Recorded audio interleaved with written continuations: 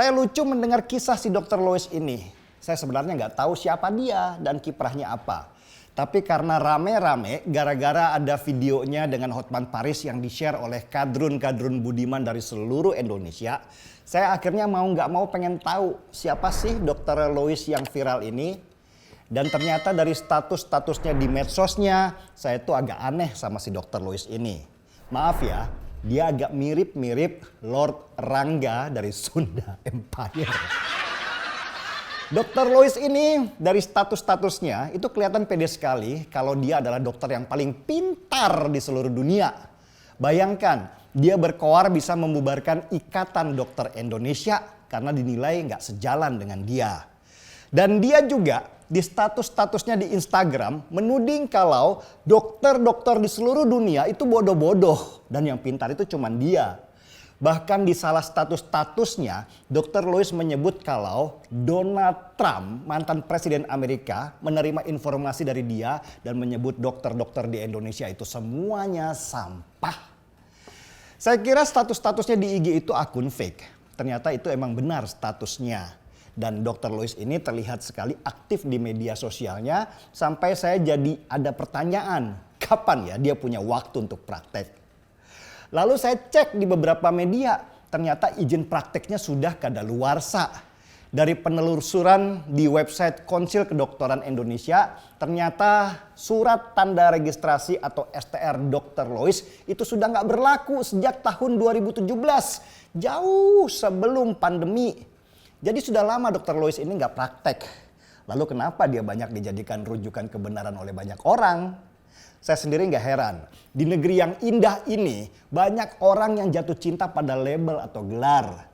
Ada yang digelari Habib, dipuja setinggi langit. Padahal perilakunya sangat kasar dan bahasanya tidak layak didengarkan di ruang publik.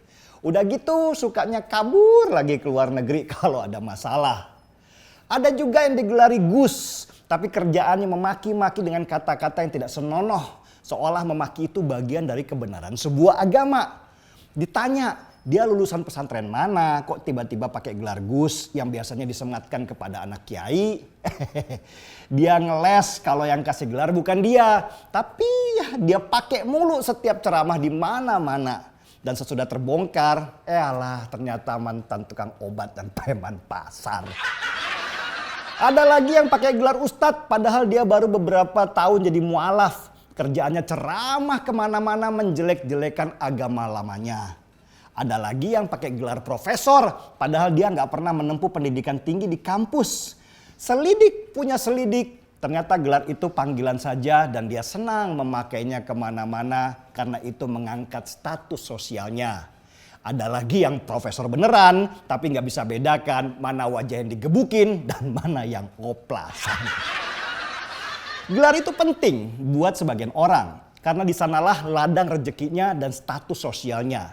Dengan gelar itu dia merasa punya otoritas untuk bicara sesuatu padahal bisa saja itu bukan keahliannya.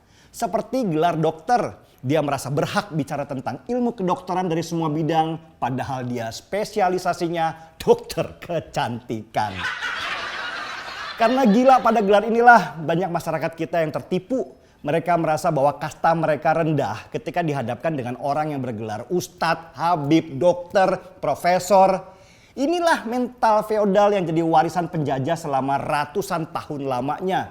Sehingga perkataan apapun yang diucapkan oleh orang yang diberi gelar itu adalah sebuah kebenaran tanpa perlu dibuktikan dulu kebenaran pernyataan itu dengan logika berpikirnya.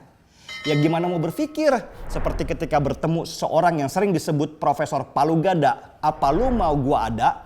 Mau membantah langsung dikatain dungu. Dan itu seperti ketok palu yang gak bisa dibantah.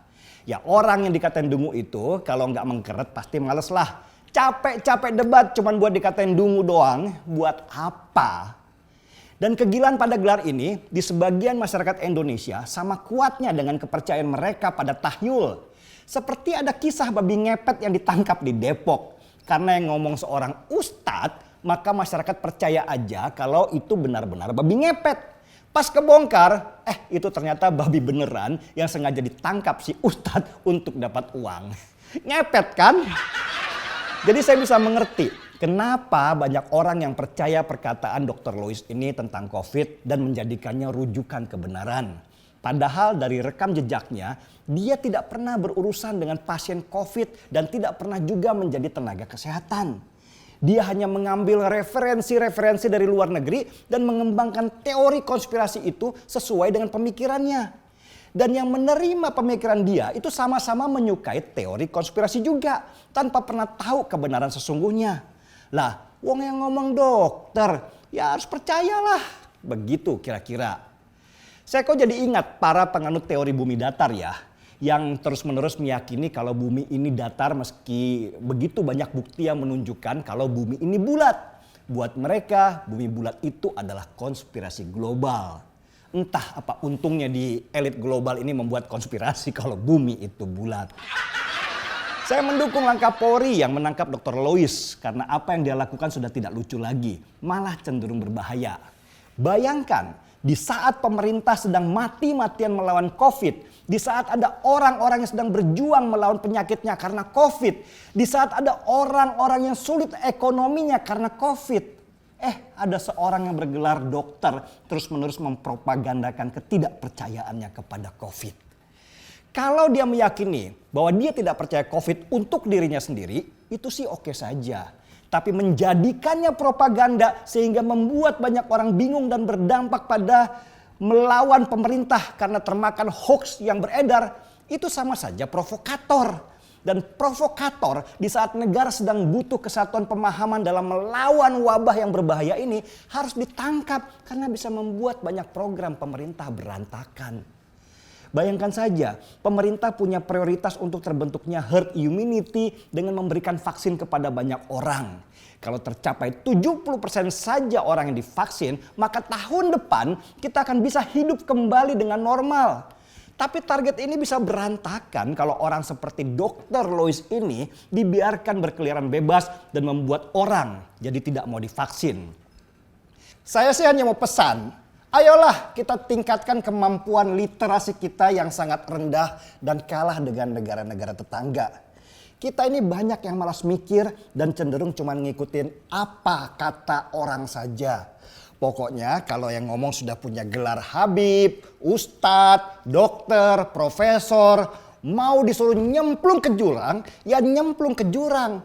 Mau protes takut karena kastanya rendah. Akhirnya ya nyemplung lah. Ntar pas mati karena COVID dan di akhirat ditanya, kok lu gak pakai masker atau minum obat atau ke dokter supaya gak kena wabah? Terus mau jawab apa coba?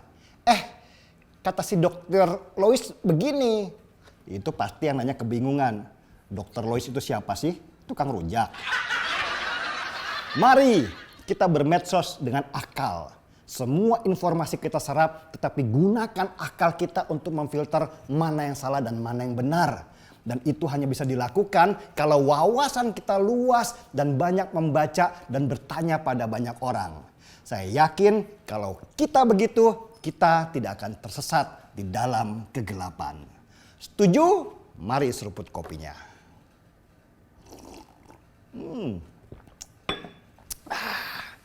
Gaspol!